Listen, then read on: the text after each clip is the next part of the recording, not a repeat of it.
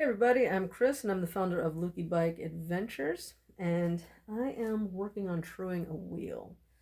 And this one is causing me some problems. I think there may be more damage to this wheel than I thought because actually maybe I did get it better. Maybe I did get it better. But in trying to get it straight, I ended up with one really loose spoke. And you don't really want that. You want them to have tension on them. They're holding. There's a lot of forces, a lot of moving forces all over the wheel, and you want to have not necessarily equal tension, but you want to have a kind of balanced tension. You don't want to have one super tight spoke or really loose spoke or whatever. You kind of want them to all be fairly close. They're never going to be exactly perfect because they are doing the job of keeping the wheel straight. So, especially as it's getting ridden, you hit a curb or whatever, the wheel eventually is going to develop some wobble in it. And so the spokes are pushing and pulling to keep everything straight. And so there's going to be some variance, but you don't want extremes. And so what I'm finding is this guy,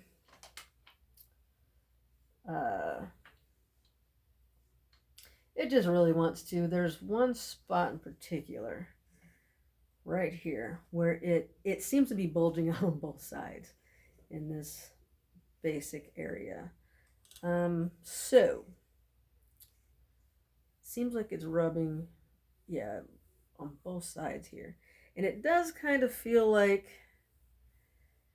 the rim just has some bump. Like when I rub my finger across here, I can feel like some, I don't know, like some kind of, there's like a dent here.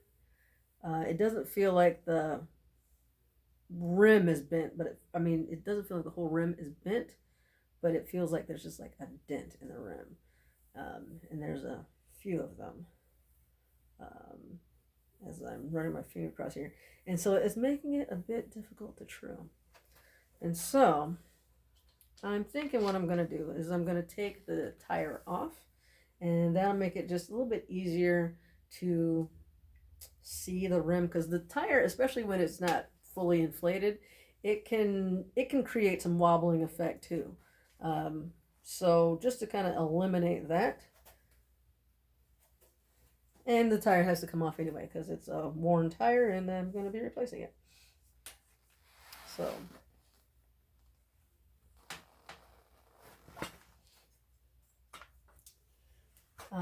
this truing stand is pretty cool. I think it's called the Park Tool TS-25, I believe. And it's definitely not cheap, but it's pretty inexpensive compared to a more traditional truing stand. And it's very lightweight, it doesn't take up much space. It clamps right onto your stand, and it just stays there. So as you're working on your bike, you can take the wheel off, true it, put it right back on, and just do it all right there. And I think that's really, really cool. It's not super precise. I wouldn't, you got a really expensive road bike with carbon fiber rims and you're a racer and want everything to be like really spot on. This might not be your best choice. For a bunch of kids bikes, a bunch of used kids bikes, for your average Joe Schmo who just likes to ride on weekends or whatever, I don't see anything wrong with this guy. I'll show you how it works. So it has two parts. There's this where the wheel clamps into it, and then there's this that's off screen.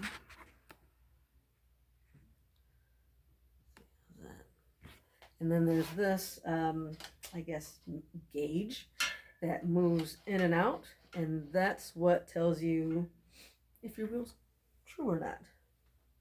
So you take a wrench or however your wheels mount, quick release, whatever, And going backwards.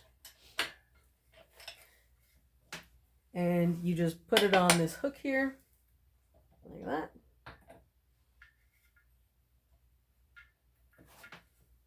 Tighten it back up. And you want to get it nice and snug because you want to minimize the amount of wobbling, and you're only clamping on one side. So I feel like no matter how much I tighten it, it does seem like there's always a little bit of play, a little bit of wobble, just because you don't have the other side supported, right? I mean, it's not much, but there is a little bit there. You don't have, both sides clamped down, so, but it's fine, I think, for our purposes. Like I said, it's not super precise. And then you can just spin this, and you use this gauge. You loosen up this bolt here, and this is just clamped on with a quick release type of lever like this. So you open it up and it loosens, and you can adjust up and down, close it, and that locks it in place. And then it's got this dial, and that pushes in and out like that. And so what I do is, actually I'll just leave it right there. That's a good spot. And so I'm gonna tighten that right there. And so wherever it touches, that is where the rim is either bowing in that way, or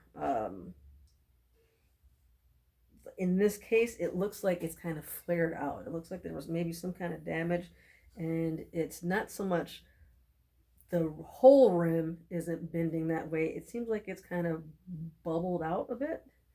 It's kind of like a bulge there is what it kind of looks like to me. And yeah, when I come around and look at it from this side, it does appear to be, where is it? Right there.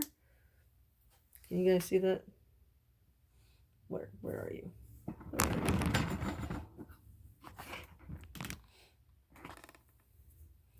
Right here, there does seem to be something there. And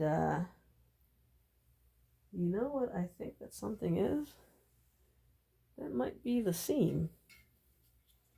So this is just some tape, or it's not tape, it's not sticky. It might be sticky because it's old, but it looks like that might actually be the seam. And so a lot of times, so I guess they have just like a big sheet of metal and bend it into a circle, and there's usually a seam somewhere. I guess maybe they painted over it or whatever with this particular rim, so you don't see one on the outside, but right here I can see that seam, and I think that is where it's rubbing. And that oftentimes you get a little bit of a bulging point at the seam. So I think the mystery there may be solved.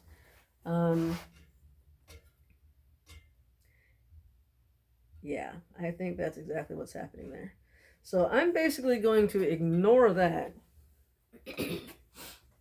And let's see. We can loosen this up a little bit. Put it on this side and see if we get a similar effect in that same spot. And that'll really let me know what's up.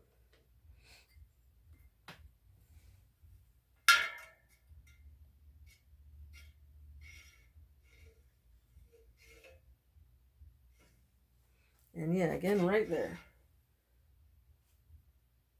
That actually does